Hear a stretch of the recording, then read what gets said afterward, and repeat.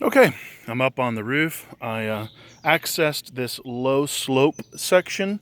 It's just a little bit easier to walk on when the roof is wet. This is a pretty steep one, so short of coming up here with a rope and harness and doing a lot more damage, and tearing up the shingles by draping a rope over it, I thought that was unnecessary. You can see there's a lot of shingles that have this chalk mark. These shingles are no longer bonded. The wind got underneath of them, and you can see like they're just loose. So the wind broke these shingles. Now this one is bonded to this one. This one is bonded to this one, but because the wind got under there, these two are loose. And you can see when the wind got under it, it put small, I don't know if you can see that, small creasing in the shingle. This isn't the most severe form. The most severe form would be not only the fiberglass mat, but the asphalt tears or removal. But this is certainly wind damage. And again, you can see the same thing going on here. These two shingles are bonded, like these two shingles here. I mean, this is just mud flaps here. You can see that. And so the wind directs wind-blown rain and debris, and I can't really get under there. It'll deposit, you can see that dirt and pollen right there. Do you see that dirt and pollen at the bottom of the shingle? That doesn't get there naturally just from installation. You have to have had wind-blown rain get underneath the shingle and deposit that sediment there.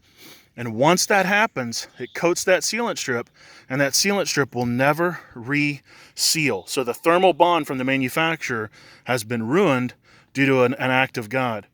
Now, some insurance companies don't like to pay for lifted shingles, but it is considered a direct physical loss by most of the state's insurance commissioners, ours included. And there is faint cracking going on at the top of the shingle. I don't know if this is showing up in the video, but there is faint cracking from where the shingles were lifted by the wind. And so you can actually see it when I lift it.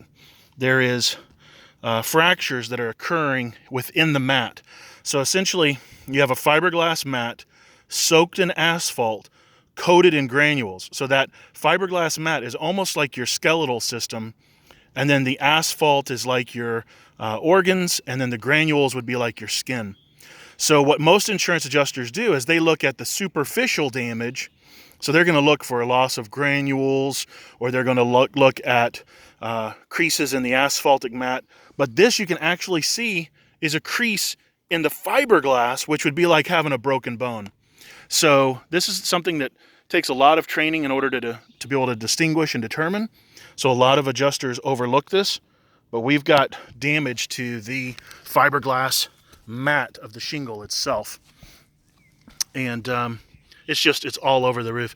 Do you see that crease that appears right here? The wind got under that shingle and it lifted it, and it put a crease here. So that fiberglass mat inside is broken, even though there's not a physical crease to the asphalt or the granules yet. That will come in time, but there is certainly a crease to the skeletal system, or that fiberglass that supports the shingles. This is all over the roof system here. I mean, it's all over. Here you'll see I wrote NP for nail pop. So let me see if I can zoom in on this. There's actually a nail that backed out through the shingles. That's not something that would likely be the result of wind. That's probably just age. But there is wind damage, I mean, just all over the roof. I mean, it's everywhere. But I wanted to take you up on the roof and give you a tour so you could see what we're seeing.